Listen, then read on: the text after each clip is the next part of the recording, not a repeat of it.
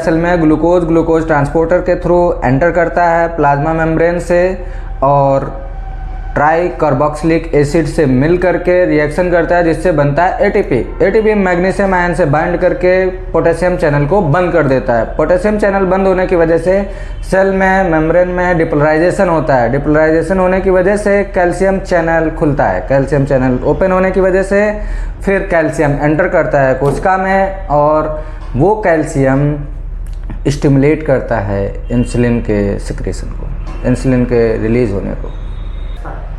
Insulin कैसे secrete होता है?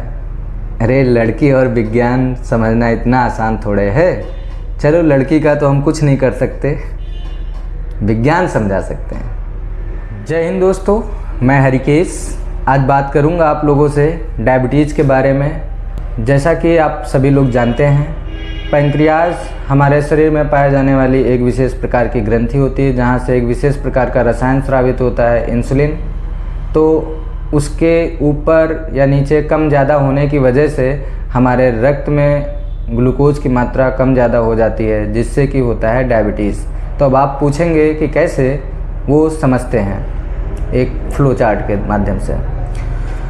पैंक्रियाज में जो हमारे प्लाज्मा मेम्ब्रेन में ग्लूकोज होता है, वो ग्लूकोज ट्रांसपोर्टर के माध्यम से हमारी पैंक्रियाज की जो बीटा सेल एक विशेष प्रकार की कोशिकाएं होती हैं जो इंसुलिन नामक रसायन को बनाती हैं, उनमें एंटर करता है और वहाँ पर उसमें प्रवेश करता है। वहाँ पर ट्राई कार्बोक्सिलिक एसिड नामक रसायन से मिल करके वो क्रिया करता है। उस क्रिया से जो प्रोडक्ट बनता है, जो पदार्थ बनता है, उसे एटीपी कहते हैं। एटीपी को हम ऊर्जा के रूप में भी जानते हैं, इसे क्वाइन ऑफ एनर्जी भी कहते हैं। एटीपी को एटीपी के फॉर्म में ही हम ऊर्जा को एकत्रित करके अपनी कोशिकाओं में रखते हैं कि जब ज़रूरत पड़ेगी तो काम आएगी। जैसे कि गांव में कहते हैं कि अभी चीज़ें इकट्ठा रख लो, टाइम मुकाम पे काम आएगी। तो वो एटीपी मैग्नीशियम आयन के साथ बाइंड करके मिल करके पोटेशियम चैनल को ब्लॉक करती है। वो पोटेशियम चैनल जो है ब्लॉक हो जाने की वजह से हमारी कोशिका के अंदर और बाहर का माहौल पूरा इम्बैलेंस हो जाता है, असंतुलित हो जाता है, जिसको हम डिपोलराइजेशन कहते हैं। वो डिपोलराइजेशन होने की वजह से एक दूसरे तरह के चैनल या गेट या प्रवेश द्वार ओपन हो जाते हैं, खुल जाते हैं। उनके खुलने से उन गेट का नाम है कैल्शियम आयन। उसके खुलने से हमारे कोशिका के अंदर कैल्शियम आयन एंटर करता है, प्रवेश करता है। वो कैल्शियम आयन इंसुलिन को स्टिमुलेट करता है, इंसुलिन को प्रेरित करता है रिलीज होने के लिए, स्रावित होने के लिए।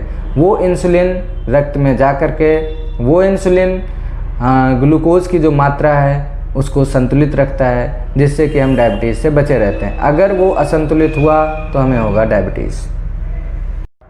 तो अब आप लोगों के जहन में, दिमाग में एक सवाल बिल्कुल बादलों की तरह उमड़ घुमड़ रहा होगा कि डायबिटीज़ को रोकेंगे कैसे। तो मेरा जवाब है मैग्नीशियम।